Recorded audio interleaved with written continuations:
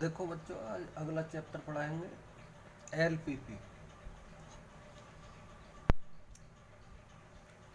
LPP linear programming problems, यानी रेखिक प्रोग्रामन समस्याएं। इसका पहला सवाल लेते हैं। बड़े आसान है और बोर्ड में जरूर आते हैं।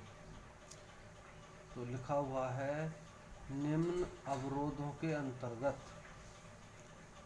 z का मान निकालो 3x + 4y इसका अधिकतमीकरण मान निकालना है। का अधिकतमीकरण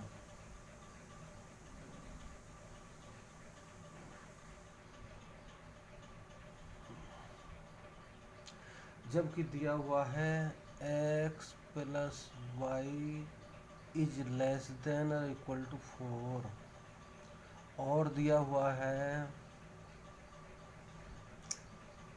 x > 0 और y > 0। x > 0 और y > 0। तो इसका ग्राफ बनाते हैं। सबसे पहले इनको सबको बराबर में कर लेते हैं, इसको बराबर में कर लेते हैं, इन दोनों की जरूरत नहीं है। तो x + y = 4 मैंने ऐसा कर लिया। और 10वीं में हमने पढ़े थे, एक समीकरण ऐसी पढ़ी थी अंतखंड की, x/a + y/b = 1। और ये 10वीं में ये था a0 x अक्ष पर बिंदु और ये था 0b y अक्ष पर बिंदु। तो इससे एक ग्राफ जब हमने खींचा था तो a0 बिंदु और 0b बिंदु, इनसे एक रेखा ये खिंच गई थी। तो x अक्ष पर कटा अंतखंड यहाँ से यहाँ तक a और y अक्ष पर कटा का अंतखंड b। तो ये अंतखंड का समीकरण हो गया था 10वीं में। ऐसे ही इसी से ग्राफ खींचा जा सकता है। इधर बराबर 1 बना में तो 4 का पूरे में भाग देते हैं। तो x/4 + y/4 = 4/4। तो x/4 + y/4 = 1 हो गया।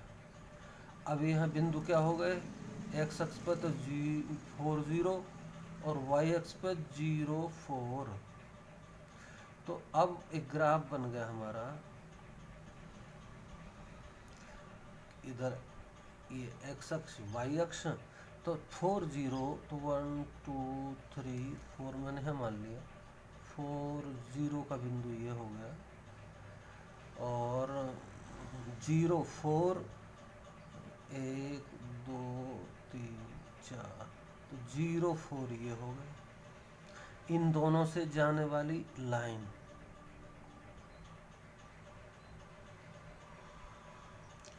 ये हो गई समीकरण। x + 4 + y/4 = 1 वाली रेखा हो गई है।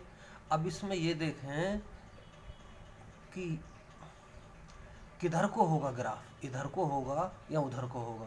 तो हमेशा मूल बिंदु से देखते हैं, मूल बिंदु की ओर होगा या मूल बिंदु से दूसरी ओर होगा।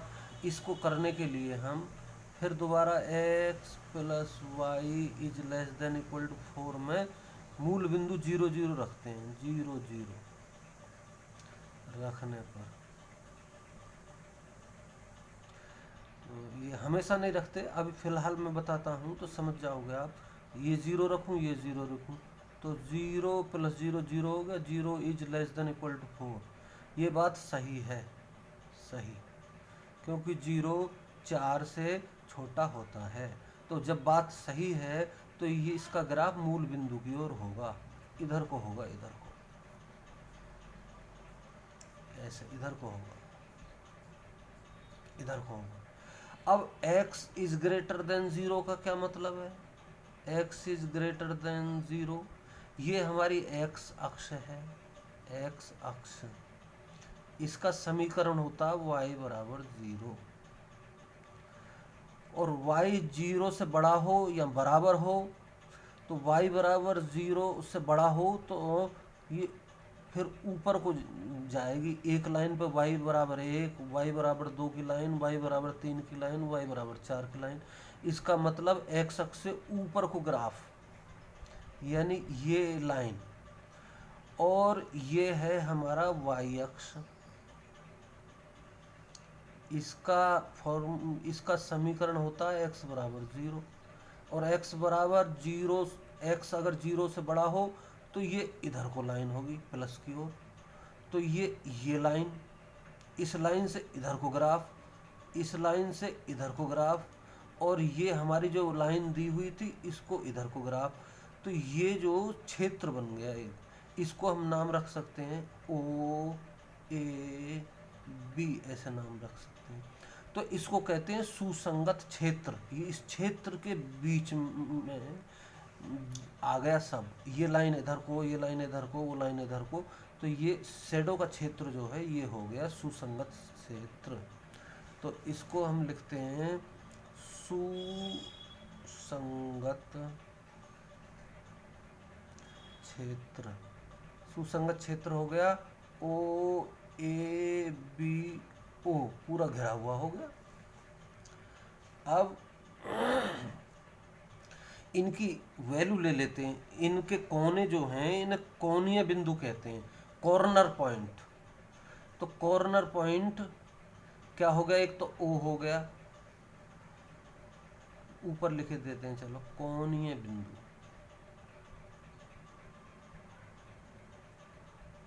कोणीय बिंदु ओ हो गया 0 0, और z बराबर हमें निकालना है 3x प्लस 4y। तो यहाँ से z कितना निकल के आया? 0। दूसरा कॉर्नर है a, और a है 4 0, तो 4 0, तो यहाँ 4 रखेंगे तो 3 गुणा 4 प्लस 4 गुणा 0, y की जगह 0, तो कितना हो गया? 12। और कॉर्नर बी, कोणीय बिंदु बी है 0 4, तो 0 4 रख ले में, तो 3 इंटू 0 हो गया प्लस 4 इंटू 4 हो गया, तो हो गया 16। तो ये अधिकतमीकरण हो गया, अधिकतमीकरण।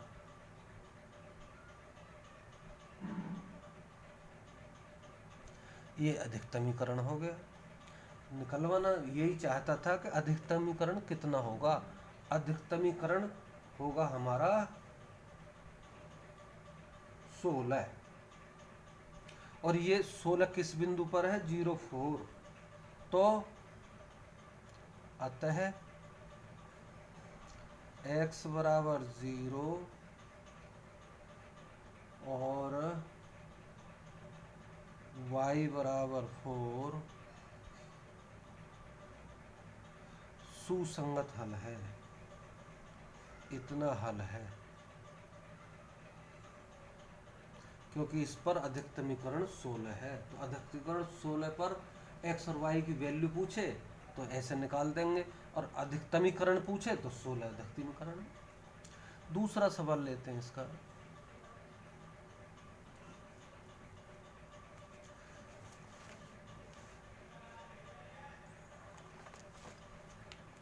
दूसरा सवाल, सवाल नंबर 2, z की वैल्यू दी हुई है, इसे उद्देश्य फलन कहते हैं z को। -3x प्लस 4y का न्यूनतमीकरण निकालना है, का न्यूनतमीकरण।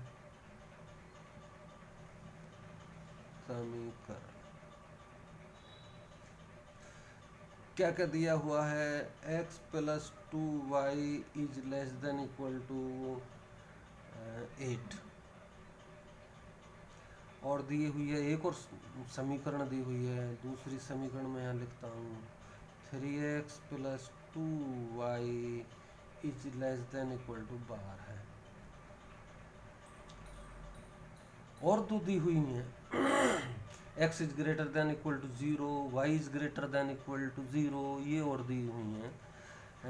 x is greater than equal to 0 and y is greater than equal to 0। तो इनकी तो ज़रूरत है ही नहीं, ये तो x अक्ष से ऊपर और y से दाईं ओर, यानी ऊपर को और इधर को होती हैं। ये दो समीकरणों को निकालना है मुझसे। तो पहली समीकरण हमने बराबर में ले ली x plus 2y is equal to 8 से भाग दे दिया। अब तो ये x है, x बटे 8 प्लस y बटे 4 इज इक्वल टू 1। तो बिंदु क्या हो गए, बिंदु हो गया 8 और 0 और 0 और 4, ये बिंदु हो गए। दूसरे समीकरण में 12 से भाग देते हैं बराबर करके 3x plus 2y is equal to 12 है। 12 बटे 12 है, इतने बटे 12 है, इतने बटे 12 है।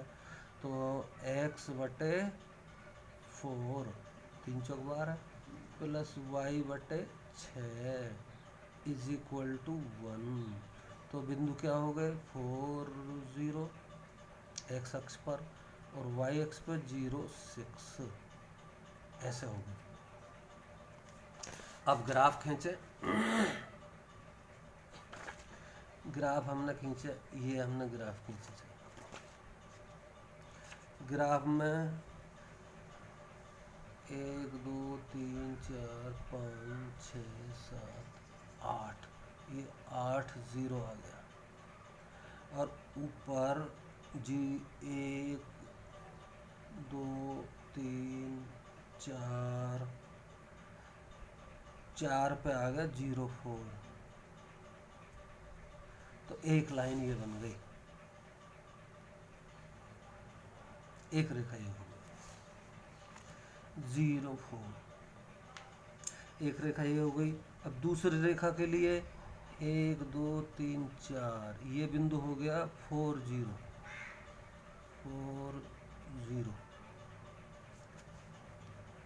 और दूसरा बिंदु हो गया 0 6। तो 4 तो यहाँ था, 5 और 6 0 6। तो दूसरी लाइन हमारी हो गई यहाँ से और यहाँ को, ये लाइन हो गई। तो दूसरी लाइन हमारी ये है 3x plus 2y is equal to 12 है। और ये लाइन है हमारी x प्लस 2y बराबर 8 की।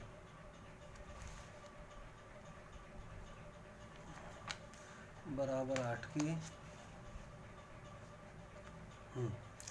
तो ये एक बिंदु और आया, और ये 0 0 रख के देखते हैं। तो 0 0 इसमें रख के देखेंगे 3x plus 2y is less than equal to 12 है। तो 0 0 रखेंगे तो 0 is less than equal to 12 है। तो ये इधर कोई ग्राफ बनेगा, इधर को दूसरा ग्राफ भी इसका इधर ही बनेगा, क्योंकि ये 0 से बड़ा है। तो ग्राफ इतना हिस्सा बनेगा, ये दोनों में कॉमन होगा। और x इज ग्रेटर देन 0 तो ये इधर वाली, और y इज ग्रेटर देन 0 तो ये, यानी x अक्ष और y अक्ष के पहले चतुर्थांश में ये इतना हिस्सा होगा। और इसकी हम नाम रख लें 0, फिर यहाँ a, फिर ये b, फिर ये c। तो b की वैल्यू और निकालें, b के बिंदु निकालें, b के निर्देशांक निकालें। और b के निर्देशांक कैसे निकलेंगे, ये दोनों समीकरणों को हल करने पर। तो एक समीकरण तो हमारी x plus 2y is equal to 8 है, और दूसरी समीकरण हमारी 3x प्लस 2y बराबर 12 है। तो इन दोनों समीकरणों को हल करें तो 2y एक से हैं, तो घटाने पर लिखते हैं, घटाने पर चिन्ह बदल जाते हैं, फिर सरल करते हैं, जोड़ते हैं। तो ये हो गया माइनस का 2x is equal to minus के हो गए 4, माइनस से माइनस कटा तो x इज इक्वल टू 2 आ गया। x की वैल्यू किसी में रख दें, समीकरण 1 या 2 में रख दें। तो समीकरण 1 से क्या हो गया, x की 2 वैल्यू रखूं तो 2 plus 2y is equal to 8, तो 2y is equal to 8 minus 2, तो 2y इज इक्वल टू 8 में से 2 गए तो 6, तो y इज इक्वल टू 3। तो B बिंदु आ गया हमारा, B बिंदु के निर्देशांक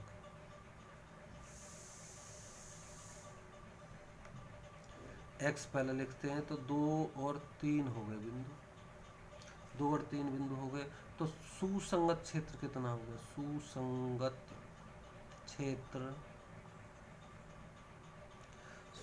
क्षेत्र कितना हो गया,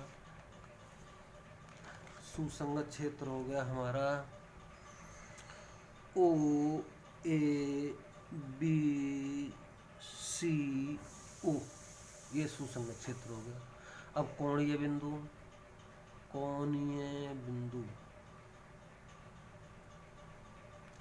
और उद्देश्य फलन z इज इक्वल टू दिया हुआ है -3x प्लस 4y।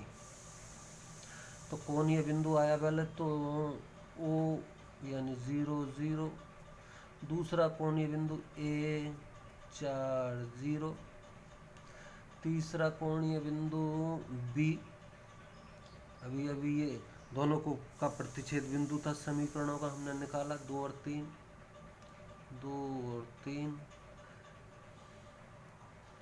और C दिया हुआ है 0 4, ये कोणीय बिंदु है। अब Z की वैल्यू इसमें, Z की वैल्यू तो 0 आ गई यहाँ, कैसे आ गई, -3 गुणा 0 प्लस 4 गुणा 0 इज इक्वल टू सब कुछ 0। अब यहाँ देखें -3 into 4 plus 4 into 0 is equal to होगा -12। फिर 2 3 पर देखें, -3 गुणा 2 प्लस 4 गुणा 3 इज इक्वल टू 3 दूनी 6 हो गया और 4 3 12 हो गया, तो प्लस का 6 आया। फिर 0 4 देखें, -3 into 0 plus 4 into 4 is equal to आ गया 16। तो न्यूनतमीकरण कितना हो गया,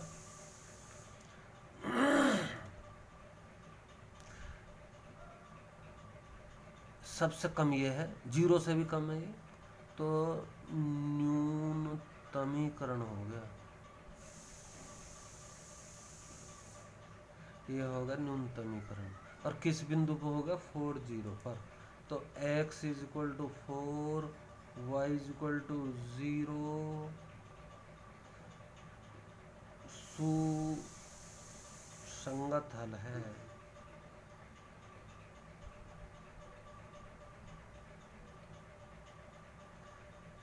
ऐसे करके देखेंगे, 1 2 और करेंगे, अपने आप करके देखेंगे, फिर बाकी कल बताऊंगा।